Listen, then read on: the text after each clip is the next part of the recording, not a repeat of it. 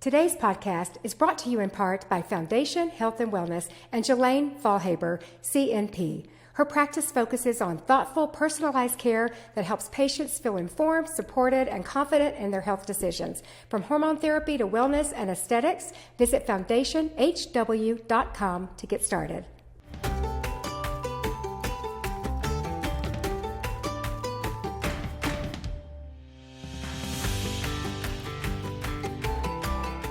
I'm so excited for today's episode and this conversation with my son, Dustin Woodward, pastor of Citizen Church in Albuquerque, New Mexico. We're talking practical leadership, vision, and making wise decisions. Let's jump right in. Well, welcome to Table Talks. I have been so excited about this episode because today we have our oldest son, Dustin Woodward, who pastors Citizen Church in Albuquerque, that has joined me. And so it's really a privilege. And I appreciate you taking the time to be on Table Talks. Well, yeah, I've been looking forward to it, honestly. It's going to be fun. It's exciting. And there are so many ways that this episode could go. I mean, I'm not just speaking fluff, but I feel you're an expert in a lot of areas, and we could go Oh, in a lot of directions, but I really want to talk about leadership and vision, and developing people. It seems a lot of people talk to me, and I know you get a lot of questions too about how to carry vision and how to have exciting vision for your job in the marketplace or ministry, and anything you do. It's one thing to get a great idea. It's another thing to hmm. carry that vision to Yeah. fruition. And it's crazy to me, but you and Mandy, for those who maybe aren't totally aware, have been lead pastors of Citizen Church for 6 years, January 26th. So we're recording this in December. It'll Hmm. come out after the Hmm. first of the year. So 6 years, which if you told me 3 years, I would say, yeah, probably 3 years. I know. In some ways, it feels like 1 year. In some ways, it feels like 30. It's And I crazy. think it's because we had pandemic, so many things, a lot of things Yeah. happened when you first became pastor that it's crazy for me to believe. And you are married to Mandy, who co-pastors with you, and she's been on the Hmm. podcast. And you have 4 amazing kids that are 11 years old to 22, which is crazy to me. Unreal. Tell us a little bit about your family. Yeah. So, yeah, Mandy and I pastor together, and it's really cool. I mean, we got to watch you and Dad do that, so we had like a really cool model to see that pan out, and so we genuinely do it together. And then it's crazy because the two oldest kids, Avery and Aiden, are on staff. Avery does stuff with our preschool, with staff childcare. Aiden is our middle school pastor. Asher is 16 and thinks he's the pastor. And just involved in worship though, and just everything, and just super talented and great. And then Aslan is 12. Is she 12? She will be 11? Good February 6th. Lord. I can't even believe this. Yeah, so she's about to turn 12, and she is just a little boss. And so I mean, she it's really cool because I mean, all the kids are genuinely, I mean, in this season, everybody's just all in with church, everybody's good. And it's hard with 4 kids to be able to say everybody's good right now. It's like, thank you, God. But yeah, I mean, I'm having the time of my life because the 2 older kids especially, are at that age where you can finally start stepping into the friendship side of parenting. And that's just been a really cool season. Your 4 kids really, I think, are almost all like an only child. Even though Yes. the first two are close in age, every single one of the 4 children are Hmm. very driven, Yeah. opinionated. Uh, they're, I don't mean headstrong in a bad way, but they're just assertive. It's crazy to me how they all have their own personality, and no one outshines the other. They all shine in their own specific area, which um, it's really It's been true. fun to watch them grow up. Yeah. I mean, it's just a really cool season. So, I mean, yeah, church is moving fast, family stuff is moving fast. I mean, you're just blinking and it's just like years are going by. It's crazy. But yeah, that's It's a little bit about us. I mean, we're just a normal, everyday family giving it our best shot. So yeah. I think people would like to think that it's not normal. I know that people would like to think that it's perfect because it looks perfect, but our life was never perfect. None of our No. sons' lives are perfect. We go through the same stuff everybody else does. So you're managing and you're pastor of a huge a big church and it's a big corporation Hmm. with so many people listening in their jobs. If they're in management, maybe they want to be in management. So Hmm. working with people and having direction is something that I think that it speaks to them. So I, you've always been wired as a leader, and I don't get a lot of opportunity to share this, but as a little boy, Hmm. you were the leader of your group. You were the boss of our house. You were our social director from young. You were that way in high school. You never had a time where you veered off the path of serving the Lord. You were just a strong leader. You wanted to be the boss for a long time. I mean, when you were 12 or 13, I remember you're telling our youth pastor at the time, basically you have 6 years or 8 years, you told him, and then I'm going to be the youth pastor. You've just had a clear-cut vision. I Yeah. feel I'd like to say you got it from me, but I probably got it from your dad. But you've just been just such a leader. And like I say, even as a young boy. So this leadership mindset, you took that into being a pastor. So you're a youth pastor, and then you Hmm. were an executive pastor at our church. You've only ever been on staff at our church since you Hmm. got out of college. And I have this great bird's eye view now to watch you do this, every week. And I see Yeah. the good and the bad, the ups and the Yep. downs. You deal with leadership. I think we've said this before, and that pastoring, being a pastor is really fun, and it's the easy part. It's having this ever-growing staff, changing staff. That would be probably the biggest challenge that you face Oh, yeah. leading a church. Yeah. I mean, we were just talking about this the other day. So, I mean, it's like you, people don't really, a lot of people that are outside of church, as far as like just having a secular job in the marketplace and workforce, we've hired a lot of people over the last couple of years from the corporate world. And one of the biggest shocks to them is how built out the systems are and how much change there is and shifting and the org chart growing. Um, we have right now we have 55 staff members like for the church, 70 employees with the preschool coffee shop, and it's growing. And so yeah, like what you were just saying is when you think about my job right now, I mean, I love pastoring people in the church. I mean, I had a lunch today, I have lunch tomorrow. I mean, I love that and I won't ever stop.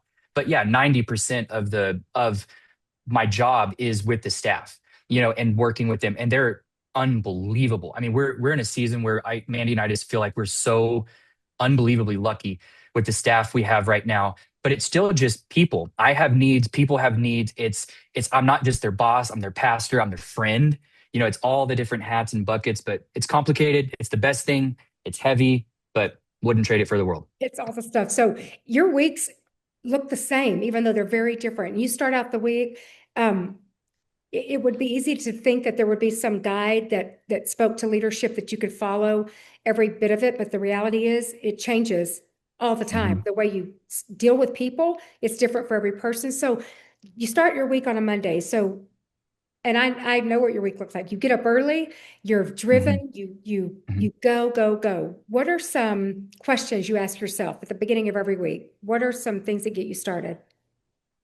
Yeah, I mean, so like the biggest thing is you face we face so many decisions. And so I feel like a lot of the time I'm having to guard like decision fatigue because it's just the moment you hit the ground running, it's just decision, decision, decision.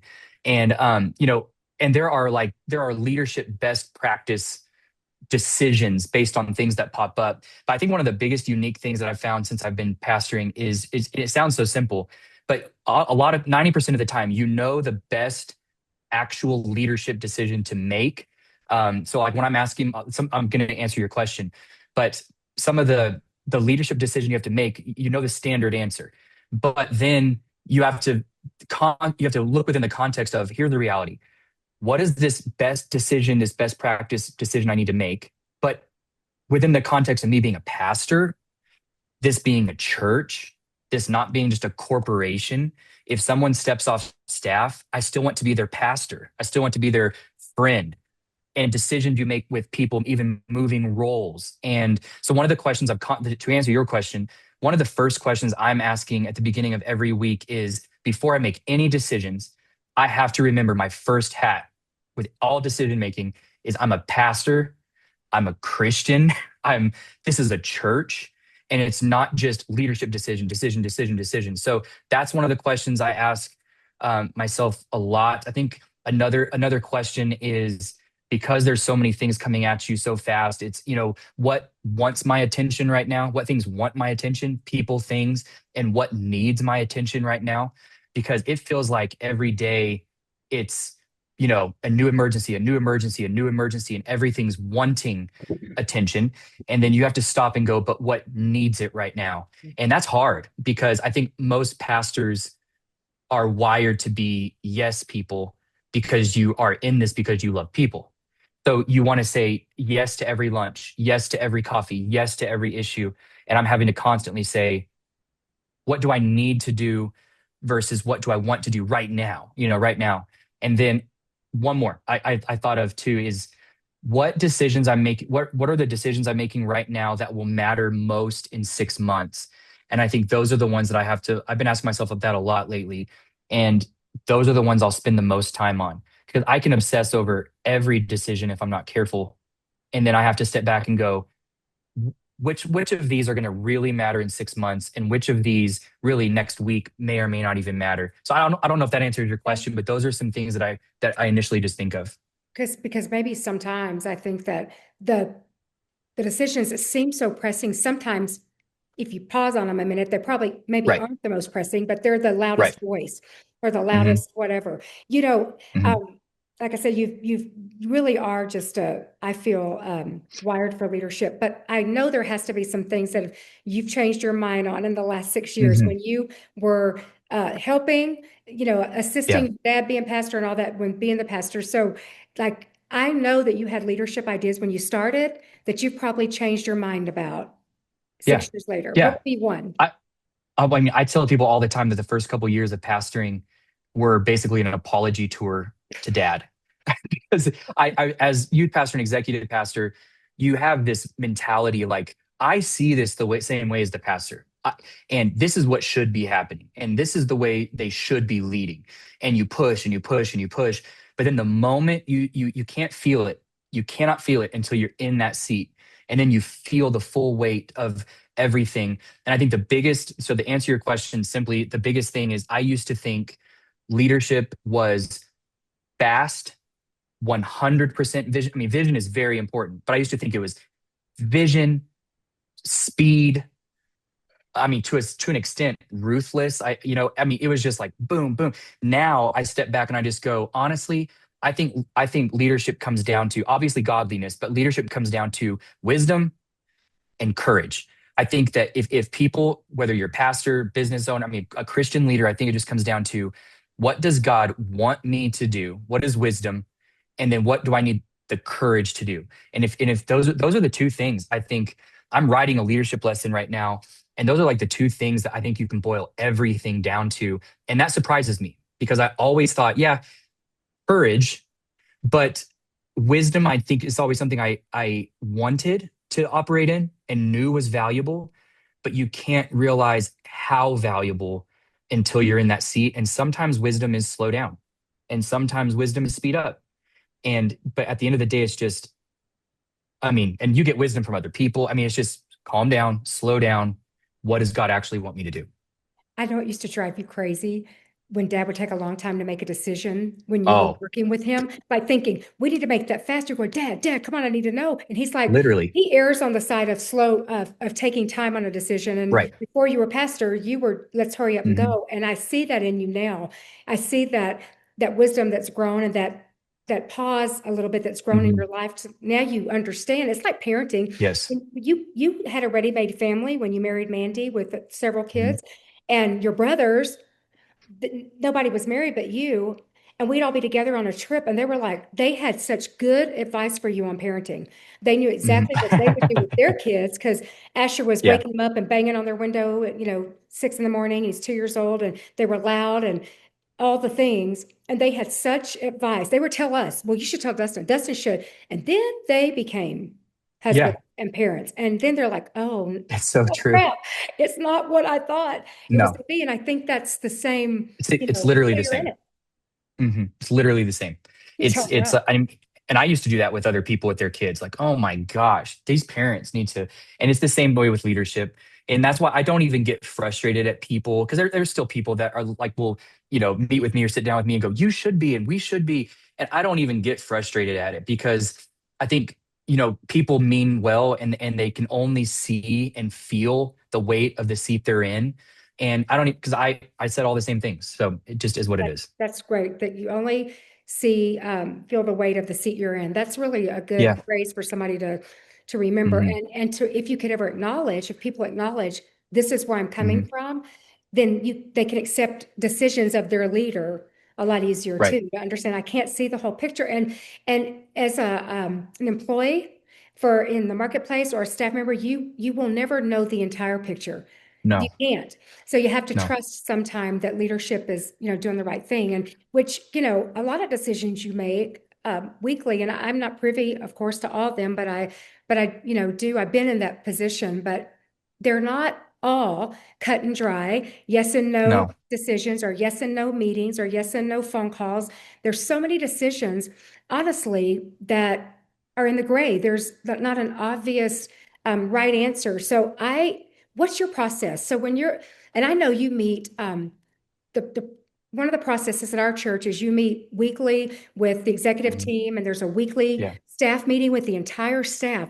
I met with somebody this week, and she said, I'm on staff and I've never been to a staff meeting. I mhm, went, what? I mean, well, yeah, all the time, yeah, every Thursday. yep. And so everybody does it different, but you have a process that you go through when you're, making decisions, and every single week you have to. So what's your process in decision making when there Mhm. isn't an obvious right answer? When there isn't an obvious right answer. I mean, I think that's like the biggest key. And I think you hit on it a little bit, but I think like for me, it's you've got to look at, okay, what is like, think of the word purpose. So I think when you're faced with something, you go, I literally don't know what the right thing to do is on this. And that's so it happens all the time. So for me, it's does what's the purpose of this decision I think I need to make? Does this move the ball forward? Does it move us down the field where God is wanting us to go? Does this fit our mission, vision, values? So that's one filter is like, does it fit the purpose of why we exist, our mission, vision? Another one is, I think you have to run it through the right people. And this is going to be all keywords, but you run it through the right people. And that's a huge one for me. I am just like you in this, I'm a verbal processor.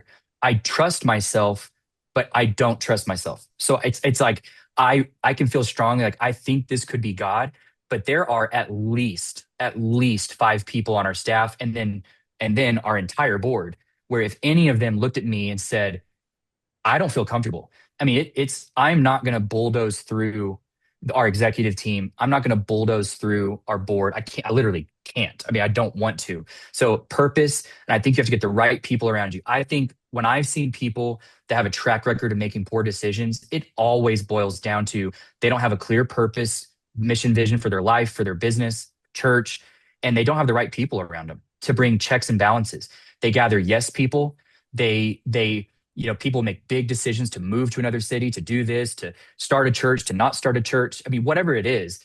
And I've watched it happen over and over and over again to where they only gather people that will support what they want to do, not really to find out if it's God's will.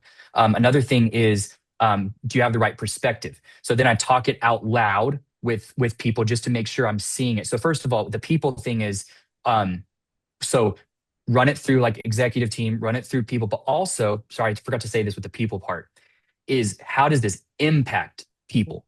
So every decision, and that's the other thing too, that people really, if you're not in the leader seat where you, like what you said a few minutes ago, you need to have a lot of grace for that person in that seat, because right now every org chart, for example, move is a domino effect. And it's people's careers, it's their livelihood, it's they have kids, they have, I mean, it's their calling. I mean, every decision is big. So it's how does this impact people? But then also you want the right perspective. I kind of said this out of order. The right perspective now is the gathering the right people around you. Your my for me, it's executive team, board, I mean, you and dad, I mean, I'm calling you guys all the time. Dad has been a great sounding board for me. He's one of those people who could call me and go, Dustin, no. And I would go, okay. I mean, I'm just not going to bulldoze through. So purpose, people, perspective, and then also peace. I want to be careful on this one because one of my pet peeves, so it's kind of two sides to this. One of my pet peeves is people say, well, I have a peace about it. I don't have a peace about it. And that's their sole definition of God's will. When we don't see in scripture, I mean, Peter didn't have a peace about it when he was stepping out of the boat to walk on water. So I think I can't just be that, but I do think it's a part of it. I think there can be that peace from God knowing I've gone through the purpose check, the people check, the perspective check. Now, God, you know, do I have that peace from you that this is you? And I think that's just a clear way of how we more organically make decisions. And I say we because I literally cannot remember the last time I made a even medium sized decision in our church without it being a we. There's no such thing as just me on this. And I think that's very, very, very important. Well, Randy's personality is such a great personality. And Right. God knows that when He put you together because she's exactly opposite of you. She's, Right.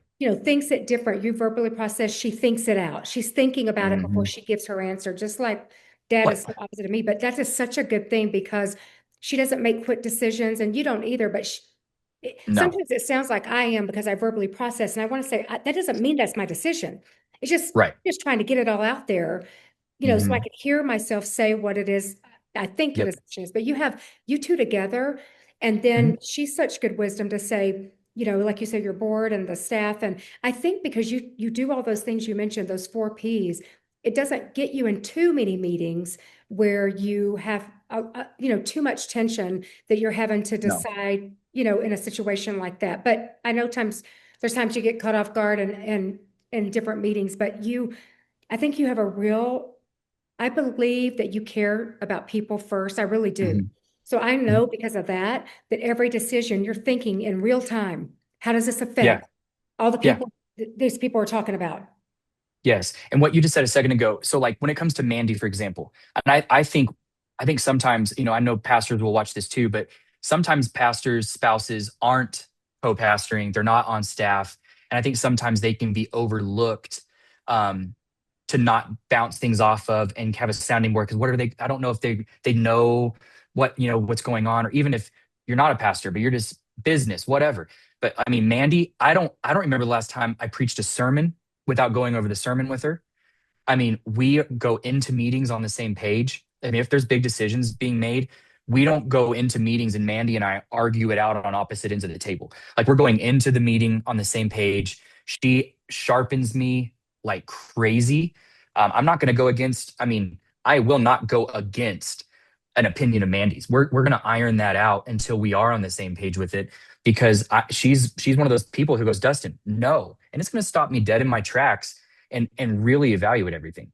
That's a And big deal people, too. maybe someone's not married and they're in business and they're thinking that through, but there has to be someone trusted in your life Hmm. that will, and I don't even mean this negative, but poke holes in what you're saying that'll give you Yes. both sides so you can think, okay, I hear what you're saying, but I still think this is the right Yeah. decision. And it's crazy because you not only making decisions for you know, the church for citizen churches where we go, but like you said, every decision impacts now 70 employees or 55 Hmm. employees, or even when it only affected 10 people, when our Hmm. staff was smaller, that it Hmm. affects so many people. So I feel like that's one of the key reasons people are attracted, to want to be around you. And I don't, I know you would never say that about yourself, but people they lean into your leadership because you really do a great job in leading and developing people. You are known for pulling out potential in people. I have seen people that honestly I would never have hired that you hire, and I go, huh, Hmm. there is not a chance. And I'm thinking, I would not hire them. And I see you hire Yeah. someone, but you're okay as a Hmm. boss, as a leader, to hire someone. And we use all the things, predictive index and all the systems, but you have an ability to see something in someone that I think that you would chuck a PI to the wind if you saw something in Yeah. someone that you really wanted to develop in them. And Yeah. I think that is a gift that everybody doesn't have because sometimes people Hmm. they want to go with cut and dry, but I feel Yes. like you want to look at the heart of people. And so when you meet someone, um, what are you looking for beyond pure talent when you meet Mhm. someone? And I know that you're constantly looking for the next person you want to work with this organization. Constantly, constantly. I mean, it's like it's a passion. Like I love this is that's one of my favorite parts of the job is looking at people and seeing something in them that other people may not see. And I think mostly it's not going to be complicated, the answer. I mean, mostly it's just the intangibles. Like, I mean, I literally don't care because you can. Am I freezing a little bit? Not just a couple times for a second. Okay. Okay. But if I don't care about the talent side, truly, truly, truly. I know that can be a little cliche, but I really don't. I mean, it's down to things like this. What I've seen on our staff is the highest performers, the best leaders, the best people to work with, the best teammates are self-aware, they're teachable, they have grit, they're godly. I mean, that's number one.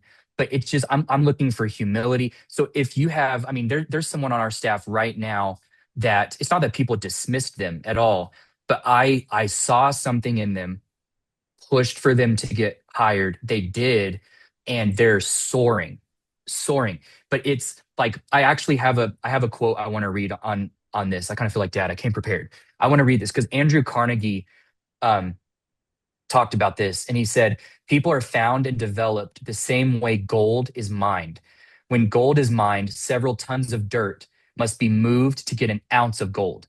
But one doesn't go into the mine looking for dirt, one goes in looking for gold. And so my passion is this: when you are walking into a room full of people, don't look for dirt. You don't walk into a mine looking for dirt. You look for gold because people have gold. One of my biggest pet peeves, I mean, I will confront it hard in a staff member for people that I feel like are just dismissing people. It's, well, yeah. And I'm looking at them go, oh, no, no, no, no, no. It's our privilege, it's our responsibility to pull the gold out of them because there's gold in every single person. And that's it is hard, but leadership is hard. And that's what we're called to do. So I mean, yeah, it's those are some of the I look for the intangibles because you can teach talent, you can teach culture, you can teach all of those things, but it's just, are they self-aware? Are they teachable? Are they humble? Do they actually love God? And do they just have grit? And if anybody has those, I mean, they can be the sky's the limit. There is no ceiling. I love that. And in that, so helping these, you see it first. And I think that you can see when you really see huge potential in someone because it's like you want them to succeed. And I've seen you because we don't always get it right as leaders of an organization where you get people in the exact perfect position the first time. Mhm. And when you really see some potential in someone, you will move a position till you get them in the right Right. place because you want them so bad on the team. Mhm.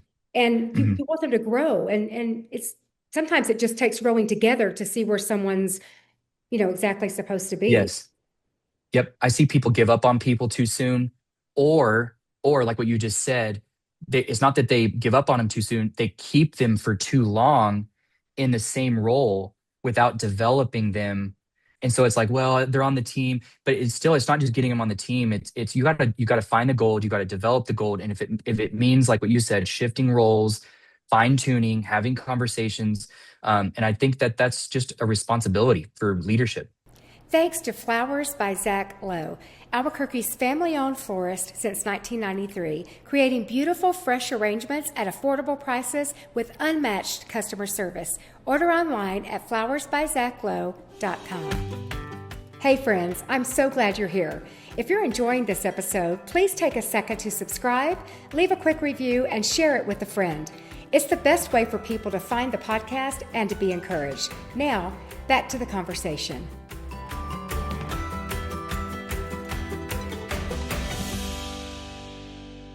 So we say the word develop. That's a huge term because it sounds really good. And I know, Mhm. we have some systems, but what do you mean when you're talking about what does it look like over time, helping someone develop? Yeah, I mean, you have to have environments where you can have honest feedback. So we have systems that do that. You know, we would do reviews, mid-year reviews, end-of-year reviews. Everybody's required to have one-on-ones, and so it can happen in an official capacity. It should like to have honest feedback um, consistently, but also it can just happen organically. You know, in the moment. You know, you're because all of us like on staff here, we're friends. We attend church together. We also have a lot of organic interactions. And I think in just the feedback can happen there too. So I think it's just honest feedback. It's also not being afraid to let people fail safely. I think that's another thing that I've seen. My whole world's, pastoring. So I work with a lot of pastors, talk to a lot of pastors. And I think one of the things when it comes to delegation is people either over delegate, like get it off my plate, or they control and don't let people ground. I think that's one of the biggest things that people need to get right is creating an environment where they can have the responsibility and go, okay, if they fail, they fail, but we've set up a good enough safety net to where this fail is not going to cause the organization to fail. It's not going to ruin an event. But at the end of the day, they've got to feel the responsibility on this one. The buck stops with me. So no one's going to get developed unless they feel this assignment rises and falls on me. And then also, it kind of goes with that, giving people, when we delegate, giving people actual responsibility and not just tasks. You're never going to see what someone is capable of until you've delegated responsibility. This is what I want you to own. This is who I want you to develop. This is what I want you to dream about, plan about. I want you to creatively walk this out. That's responsibility. A task is, can you call this person? Can you go pick this thing up? Can you make the Excel sheet? Can you put this in planning center? You're never going to see what someone's capable of. They're never going to develop if they're a task person. So eventually it's got to be, what responsibility are you giving thing? Yeah. Sorry, no, it froze for a second. No, you're good. That's really, really, really good information. And there's just so many places it can go. And the time goes by so quick. We have time, but I want to talk a little bit about your capability for big vision is just, it blows my mind. I tell people all the time, the amount of vision you and Mandy carry is huge. And all while developing people and doing the day-to-day task. But big vision person, and you have God-sized dreams. And I know a lot of people listening feel that way too. They have dreams in their heart. Maybe they've been stifled, or they've been, shut down before, or they're afraid to dream. But I'd like to, because this is really practical, but when you sense a God-sized dream, and honestly, I I don't know of any other church. I've only ever gone to this church, but Mhm. currently now at Citizen Church, there's a dream every week. I'm just like, Mhm. Are we going to hold out on the one dream we had for a minute? You have so much vision and dream, and it just blows my mind. What happens first when you sense a God-sized dream? Are you excited first? Do you panic first? Do you go into strategy mode? What's your knee-jerk reaction when you sense God is planting this huge dream in your heart? Um, Gosh, I mean, it is like it's a mixture of all of that. I don't even know if there's a clear cut answer. When there's a big God dream, it's extremely exciting, extremely scary. Of course, all the things pop up of like why this couldn't happen, the money, the people, if it's a new campus. But I don't know. Like I just how I live is this. I'm gonna dream it. And if it's a God dream and we're building the kingdom of God and it's expanding the church, and if I'm checking this with the right people, and if this isn't a selfish dream, it's not for self benefit. And we know like this is a God dream. We're expanding a campus, for example, or whatever. I just believe if you cast a big enough net of faith, you're just showing God how much confidence you're putting in him. And that what's so crazy is every single time there's been a clear cut from when it's decided between our executive team, our elders, we're all on the same page, and we cast a massive vision, and we just go, "This is crazy, big faith." It's like God doesn't even meet it; He exceeds it and goes beyond it. So it is scary. You're wondering because like nobody ever has enough money to do the dream God gave you. You don't have enough people. You don't have the resources. So it's scary, but then it's also just like it's super exciting. And I think it's one of the most exciting parts of pastoring is this is an adventure. And it really leadership in every walk of life and leadership. It's an adventure where you can dream. God can be a part of it.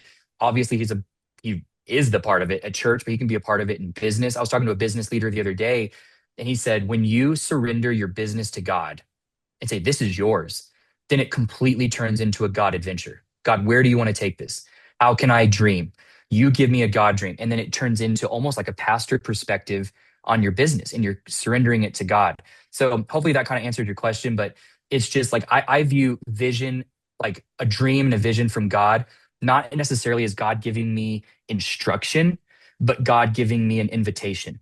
So it's not like, all right, Dustin, here's the big vision and dream, and here's the instructions to make it happen. But it's almost like, here's a big vision and dream, and this is an invitation, Dustin. Do you, Citizen Church, do you want to be a part of it? Because I'm not going to give you a step-by-step playbook, but I'll tell you what the next step is, but you've got to accept the invitation. And I'm just the kind of guy that goes, if he's inviting, I'm going. That's, That's just kind of how I live. it is how you live. I mean, that is so true. There was a guest on this podcast recently, Tanya Pruitt with Unite, and she said to me on that podcast, she said, sometimes it's hard to know, is this just me wanting this big dream, or is this really, God? And she said, when God, she feels like God, plants a dream in her heart, but then she said, when Mhm. God repeats himself, when he comes to you again and again and Yeah, again with that's that good. same thing, she said, when God repeats himself, then she stops to pay attention and said, this isn't just like a Tanya dream, or for me, a K dream. Is in my life, I've just had, exciting things that I'm dreaming now. And you think, is this God or is this just me? But to be Yeah, aware when God repeats himself to us, that's and good. that she stops and pays attention and says, okay, God, I'm listening. You trying to get my attention. You said it more than once. Just, same thing when I talk parenting. When you tell your kids something once, they don't have pay attention. When you tell them over and over, they stop, because, there's going to be a decision-making time with them. I'm either going to go or, obey or not obey. And I Hmm. want to listen when God repeats himself. So I love that she said that. We are experiencing, and a lot of people, whether it's in their job or if they pastor and they're at a church, but we happen to be in a really cool place right now, at our church, that Hmm. there's just a lot of exciting things happening at one time. So it feels like we're in it's constant movement. It never slows down. And because of that, I would like to know, how do you, so we're in a season right now that is unbelievable. Our church is growing, people are giving their lives to Christ, their families are reuniting, and healings and all this Hmm. amazing stuff. But yet we're constantly moving to the next thing God has for us. How do you stay grateful in this Hmm. season that you're experiencing right now while reaching on to the next one? Because if we don't watch it, we get so Right. excited about the next thing. God has to remind us, hey, you're living the dream right now as you're reaching for the next dream. How do we do that Yeah. as people? Yeah. I think people there might be people that have better answers than me on this one. I think for me, it's somewhere along the way, um, it hit me like a ton of bricks. No matter how much talent you try to have, or how much better you try to get at your craft, or all the leadership courses and conferences, you're not good enough to pull off what God pulls off. And I think for me, I genuinely, I'm not, I promise you, I'm not just saying this. The way I can be grateful is because I don't even like I can literally acknowledge I'm the pastor. I can practically acknowledge that I'm leading Citizen Church, but it more feels like I'm along for the same ride as someone attending. Like I genuinely look at this and go, I can't do this. I half the time I feel like I have imposter syndrome. So where I think somewhere along the way, God hit me with a ton of bricks and just said, You're not, you're not good enough. You're not eloquent enough. And I genuinely, with my whole heart, no, it's not, and I'm not just saying this, it's not me. I know our team is great. We do work very hard, but a lot of people work hard. It's it's God. And I think that's how I stay grateful is I walk into church, every day. I get here early. I sit up here in my windows behind the computer and I look out and I'm just sitting here going, what the heck is happening? Like this is just, it's unreal. And I go, God, thank you. And thank you, thank you, thank you. So maybe hopefully that answers, hopefully it doesn't sound like a cop out. That's why. No, that makes a lot of sense. And for a person who feels this big dream inside, so listening, thinking, I have a big dream. I want to Hmm. start a project. I want to start a business. I want to move into management where I work already. So whether it's ministry or business, or they're super creative and they've never tried something they want to try, they don't know where to Hmm. start. What would be like a simple vision move you would tell someone? What would be the first thing? Because I know that you sit when God speaks a dream, you're like, I don't know if I have it in me to do that. But I feel like you have that you're really good at knowing what first step to take. So what should they do? Yeah. I think the first thing is you go to someone. So you're obviously, this isn't going to contradict what I said earlier, and I'll explain. I think the very first person you go to honestly can be a little bit of a yes person, because in the first step is not is this conclusively God's will? I think the first step is, I have this crazy dream that I don't want to get shot down in one conversation. And I want to go to someone who is not going to just give me fluff, but at the same time go, hey, this is the beginnings of something really cool. I would love to help you walk out if this could be God's will. I would dream with you. You and dad are like that for me. Mandy's like that for me. Our executive team again. So I think there are certain people I can call where I know they're not going to be a dream dasher, but they're also just not going to blow smoke. But I don't want to get shot down in conversation one because I don't have everything lined out yet. I don't have my plan and my this and every angle. So I think the first step is tell one trusted person that's godly who will take a moment to dream with you, and then just go, okay, that person didn't think I was crazy. And then you start going, I'm going to develop a little bit of a plan. And then I'm going to take it to a little bit larger group of people who can start poking holes in this, whether it's writing a book. I mean, for you, starting a podcast, it's writing a book, it's, a new endeavor for us, for the church. It's, you just go and go, I got a dream. I think that's the first thing. First person, an encourager that'll say, yeah, I'll do this with you. Absolutely. When it's been a year and a half now since I started this podcast, but when I first was thinking about it, I was very selective. That first group of four were people I knew would be like, yes. And one of them was Mandy, your wife. I Yeah. set a flying star with four people and Hmm. Mandy has nothing to do with this podcast, but I needed someone to Right. say, yes, you could do it. And, Yeah. at first I said, I would do a little 15-minute podcast. And she was like, no, I just needed those people to not say, you're this, you're too old, you don't know what Right. you're doing, you don't even, who would you have on the podcast? What would it be about? I Hmm. need people to say, yeah, and we'll help you. Yes. We'll jump on your team. We'll figure out a way. And then I realized once I got started that it was way different than I thought. And there were a lot of hoops to jump to do it. But I needed, and in a project that I'm working on now, I needed people. I've still been so selective who I've talked to because and I've done it to people before too, not even meaning to, but Hmm. it's a very human thing to tell people why they can't do something. And I don't know if Hmm. it's because we're maybe a tad jealous ourselves or whatever it is, but we think that that's our job. But I think that's Right. valuable advice to tell someone. Have someone in your life that will cheer for Yes. you from the very beginning, and then you can move to other people that'll help you flesh out Yes. the plan. And I also think one of the greatest feathers in our own caps we can have is we are that for people. I want to be a guy that people in our church can say, "Hey, pastor, can I meet with you?" And I want to dream about a business. I want to be a guy where other pastor friends call me and go, "Hey, I was praying this morning and I feel like God," and I'm not the guy that go, "Well, have you thought through?" That's annoying. That can come later. I think that first phone call is, "Hey, this is this could be real." So I think also Yes. do call someone who will do that for you, but be someone who will do that for other people too. I think that is really good advice. And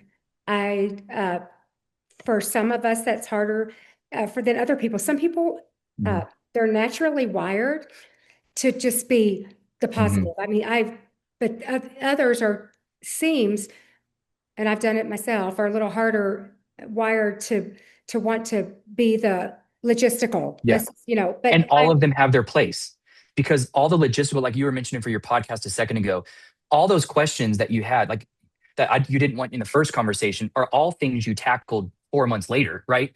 But in the first conversation, you just need people to go, "Hey, Kate, this is awesome. We're with you." But in those future conversations, you're asking all the technical things. Can I really do this? Do I have the bandwidth? Do I have the time? Is this really a skill set? That can all come later. And so I think all those personalities have their own fit in the process.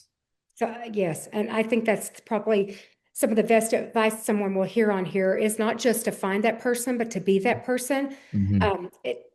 Because anyway, not to, you want to be the cheerleader. And if God deals with you on something you ought to be doing in your life, to Right. step out too, but not to take that away from someone else because you Hmm. haven't maybe been brave enough to do it yourself. I see that happen all the time. Great advice for anyone, business or ministry or whatever. So it's hard to believe that we've already been on this podcast I for know. 45 minutes. We're going to go about 5 more minutes. I have some questions that I think, so everything you've said is so good, but there's a side of Dustin that some people may not know. And so I call them lightning round questions because you can answer them short or as long as you want. It doesn't really matter. But I'd love to start with this one. What's a leadership mistake that you hope people learn sooner than you did? I would say leadership mistake. I think you can't outlead your soul. I think if you're focused on speed and stuff, you can't. There have just been seasons where I felt like my soul dried up, and I think that I know this probably needs to be more rapid fire funny stuff, but I think it's just you got to carry your soul with you at the same pace you're running, and I think there's a few times where I did that, and I can't ever do that again. Yeah, and these don't have to have fast answers. That's a good answer, and they're basically things I couldn't fit into another category. That's what it winds up. But Okay, this that's is fair. miscellaneous. This is miscellaneous. Um, what's one habit that changed your life as a leader since you started? I mean, you had crises. You have a lot of friends that became pastors in 2020, which is crazy to me. Mhm. People we know personally. And that's what happened to you. You became pastor. We handed the baton, and 6 weeks later, we had COVID. And so you had fires to put out right away. But then we also Mhm. have a Maui campus that had, there was how COVID struck Hawaii was very affected, and then the fire. So you had to put out a lot of fires. But what's a habit? Mhm. Once you got to really start doing your job, what's a habit that changed you? I think, you mentioned it early, like the very beginning of the podcast. I get up crazy early because I want to get up earlier than my kids, earlier. And that is literally my only time with just me and God before the text messages start, before the phone calls. And I just get up early. Sometimes it looks like all out prayer. Sometimes it looks like coming and praying a little bit and just looking out the window and dreaming. Sometimes it looks like listening to worship music and crying, you know, but that is just early morning before anything else starts. It's just my time with God. That's like a big, good, like spiritual answer. On a small practical level, something that changed my life as a pastor, it strikes people as funny sometimes. Every Monday morning, I watch my sermon from the previous day on YouTube, and I tell people, all pastors, all the time, if you want to keep getting better and working on your craft, the best way to become a better public speaker is to watch yourself, because when you do, you hate it. It's the work. Like every time I watch myself, I go, "Why does anybody go to our church?" I mean, but you start picking up on the little mistakes you're making and stuff. So big answer, small practical answer. Same. I have to watch these podcasts over because I have to find the recap video and find the quotes Oh, and it's the stuff. And worst. I catch myself going, And so I It's would the hope to worst. think a year and a half later, maybe I've improved. If I don't see it, don't worry. Your dad tells me because he watches them all and he goes, you say too much, and you do. He helps to keep me grounded. So That's we funny. kind of answered this a little bit earlier, but if when you approach a situation, what do you lean to first, courage or clarity? What would you like to see happen in that decision? Courage, then clarity. I love when I'm sitting in a meeting with people and you're dreaming about a big idea. I love to see courage come out first and clarity come out second. Isn't that interesting how everybody's wired so different? Because I was reading these questions to your dad yesterday that you would answer. He was answering them for you. Like he said, if you Yeah. couldn't come on, he could answer for you. And he knew you'd say that. My answer would be, I need clarity, and he needs ducks in a row. And then we Yeah. get very courageous from clarity. And you just No. jump. You don't have floaties No. on, you just jump. And then you hope that clarity comes, and it does come. And we're all Hmm. wired. It's just crazy how we're wired so different. Um, That's so funny. when is it time? When it's time to push, do you push through or pivot? What's your go-to? Push through or pivot? What's easiest for My you? knee jerk is push through because I don't have a give up spirit at all. So and I've got to watch that because I can push myself, staff. So push first, pivot. Because I think if you pivot too fast, you're never gonna, you know, get everything out of what you're trying to do. So I think push first. I think that's great because you can pivot too quick. Sometimes you have to Yeah. stall. Sometimes Yeah. neither one of those. It's just stall for a minute and see where the tide's going. I think that's crazy. So are you an introvert? Do you like a night in or a room full of people? I lean. I know what Mandy would say right now. It's like I want to say, oh, I like a night in, but I lean toward people. It's yeah. I like going out to restaurants. I don't. I mean, I love being home, but my knee jerk is where are we going tonight? Who are we going with? What restaurant are we going to? So definitely people. You've been that way your entire life. Yeah, You, as a little boy, you wanted us to call friends to go out, to go meet I someone know. for dinner, Yeah. a night home with us. You're like, okay, so you were I never love you guys, independent. but You had yeah. yeah, it's that is you're still the same way you've always been. So when you're prepping for sermons, when you're speaking somewhere, a conference or a sermon at Citizen Church, are you an early in the week kind of study person or last minute? What do you think? I'm early in the week. The last minute culture on preaching stresses me out, and it stresses Dad out more than me even. But I cannot stand last minute. I want to get it done. I mean, I'll definitely do some things last minute, study extra and stuff, but I can't roll into Thursday, Friday, Saturday without my sermon being basically done. What does it drive you? Does it not drive you nuts, but does it stress you out when you hear friends? Because I've heard them. Uh, Oh, I started my sermon on Friday, and I'm like, Friday? uh-huh. I've had pastor friends say that they get up on Sunday morning and start writing at 3. And I'm like, bro, not a chance. That's just not how my brain's wired. No. It's me either. Okay, this is a good one. What's your coffee order? Um, so at Citizen Coffee, it's a flagship, which is like, I guess, like mocha, cinnamon, honey, I think, with oat milk and an extra shot. But like standard would probably be a hot mocha with oat milk, extra shot. I need a lot of shots of espresso, Like, but I'm not a black coffee person. I no, know Brandon is. I just, no. you're bougie on your food and your Yeah. coffee. So Yeah. someone today asked me what Galen and I do for what's our hobby, and I said eating.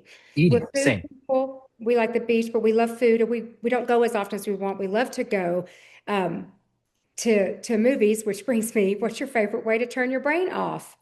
Yeah. I like favorite way to turn my brain off is there's nothing better. I mean, we go to family dinners at your house on Monday nights. I love that because you can kind of just it's like safe, warm. That's a great way to turn your brain off. We do the same in our house just with us six too. Like there's just like nothing that makes me happier than just Mandy and I, our four kids sitting at the table, everyone laughing. You see all their stress go away. That and I love movies. There are a lot of Thursday nights because I have Fridays off where after everybody goes to bed, I'll go by myself to a movie. And I'll just pick a random movie. We live close to a theater and I just get into another world and shut off my brain. That is, I know you love movies, and we do too. And I watch you at dinners, at a family dinner. I watch you, you come in straight from meetings, and after a few Hmm. minutes, just to, relax that's highly recommended. The tables are super Hmm. important. That's why Hmm. gathering at the table is so important because Yep. you let your cares down, you let your hair down. So I love to end up these podcasts, but and I'll have one more question for you after this one, but if your life, so you're just about to have a birthday in a couple of weeks and you'll be 42, Hmm. I think, right? Oh, 42. yeah. If your life had a one word theme thus far, what would that be?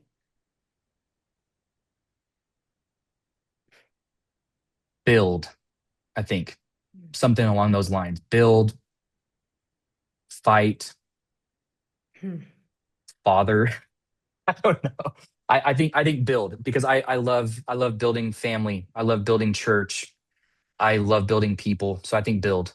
You really do. Your name, Dustin, means mighty warrior. And you said Hmm. build, fight. I mean, that it has been a theme.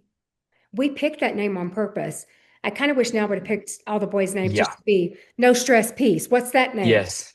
Good Lord. Yes. Yeah, no stress, peace. But you have lived up to that name in every aspect. And I think that because God has trusted you to be able to fight for the cause, you have always been a fighter for causes. The Mhm. if I mean, a hurt dog, just anybody that someone who didn't have a friend. Someone didn't Hmm. have a friend, you'd want to befriend them and make sure people that were left not didn't have anywhere to go for Thanksgiving. We'd all of a sudden have extra people at our table because they Yeah. didn't have a family here. So that's always been, and that is how it builds people because you care. I said that. And this is the last question, if you were to give someone a bit of a piece of advice, and I didn't tell you this ahead of time, people listening, they feel stalled in their life. So they've heard all this and they're going, yeah, that's great for you, but I'm not you. I don't have that skill set. I'm not driven. I don't have that kind of tenacity. Hmm. What advice you would give for people listening that feel stalled in their life and it's time to move? Okay, this is weird because this is going to feel like a rehearsed answer because but you just told the truth. I did not know this question was happening, but I this last Sunday I preached from the story of Nehemiah chapter 4 where they were building the wall around the city of Jerusalem, rebuilding the wall, and opposition started coming, and the people started backing off from the initial dream of rebuilding the wall, and everything stalled out. And I said this on Sunday, but it's just a cool. I think I'm going to write a leadership thing on this too. Nehemiah, when he comes back to get the people engaged again in the initial dream, he inspires them in a two-verse collection of just vision, but he never mentions anything about a wall. He now mentions the why behind the wall. He says this is for our future generations, your sons, your daughters, your families. That's why we're doing this. So I think for people that feel stalled out and I don't have that skill set, I don't have this. I think we what I found with people that are stalled out is they moved away from the why and started focusing on the what of life. And I think now you got to step back again and go, what's the why of why am I doing this with my job? Why am I here? What am I doing? And I think if people can get their why back, it's for my kids. I think sometimes parents, we can make our lives about us, my career and my satisfaction, my fulfillment. That's one of the biggest things that's given me peace in life is I'm completely okay with my entire existence being setting up my kids. I'm genuinely completely okay with that. That's my why. And I think if people can find their why, I think they can be rejuvenated. That's perfect way to end this episode. And I love these because I've had people tell me they go back and re-listen because there's just so many truths or to find inside of that. So Dustin, would you just I love to close in prayer because I really feel like it seals what Mhm. we talk about and pray for people. You never know when someone's going to hear this. They may hear it next year. They may hear it Yeah. when it drops in the perfect time for them. But you'd pray that that people, would find their why again and be excited and courageous. Find their courage. Mhm. Yeah. Yeah. Let's do it. Okay. God, we just come before you right now and every person that's watching this or listening to this, God, I know that you've ordained this moment for them to hear it. There's a reason they're listening to this. They didn't stumble upon this randomly.